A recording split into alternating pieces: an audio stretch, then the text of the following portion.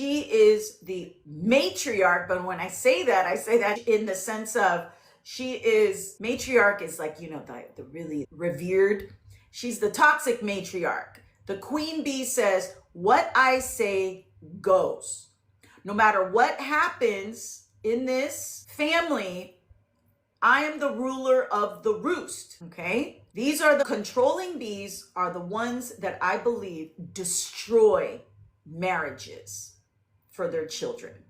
The queen bee is the one that's going to meddle in her son or in her daughter's life, and they create lots of problems in marriage. So if you have a controlling queen bee mother, be very careful. And if you exhibit these types of behaviors as a mom, where you need all kinds of control, and you wonder why your children aren't married, or you wonder why they have crappy marriages, you may want to take a look at your role in that. But as we know, most of these types of dramatic mothers lack insight.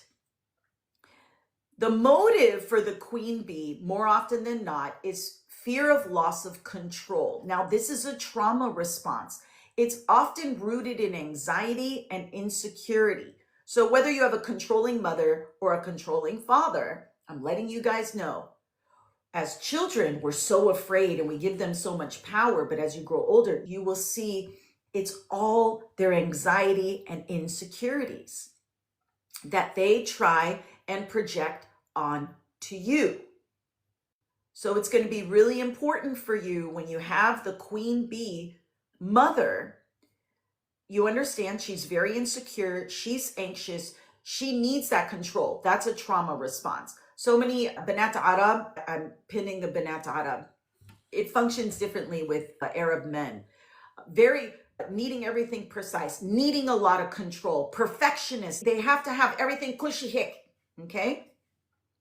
And I say that comes from their lack of control that they felt growing up, that as they've aged, they really have to be controlling because of their fear. If they lose control, they will be harmed. Okay?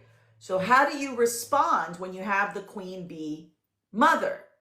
Well, it's not easy, you guys. It is not easy. Part of it is being consistent and being assertive. Now, many of us growing up, we were not taught to be assertive. And if you were assertive, you were punished. Now, I was very assertive. I was shebet. Remember, I was a wiyet.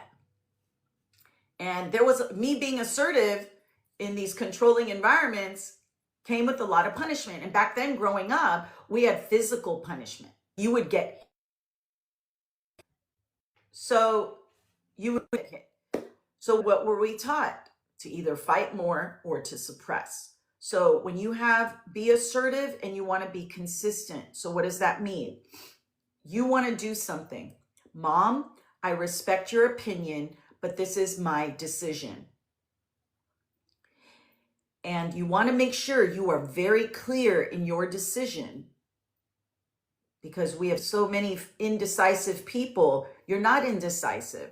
A lot of times you are very clear in what you want to do, but because you had these controlling queen bee mothers, you didn't know. You are clear in what you want, right? You are clear in what you want, yet they keep rattling you, so then you feel like you're indecisive. So Mom, I love you. I respect your opinion. Even if you don't, you just say it. I respect your opinion, but this is my decision. And you make sure you are consistent and you move forward in that decision. And sometimes you got to cut them off, or they will cut you off. They usually will come back. If this video resonated with you, subscribe and join the community.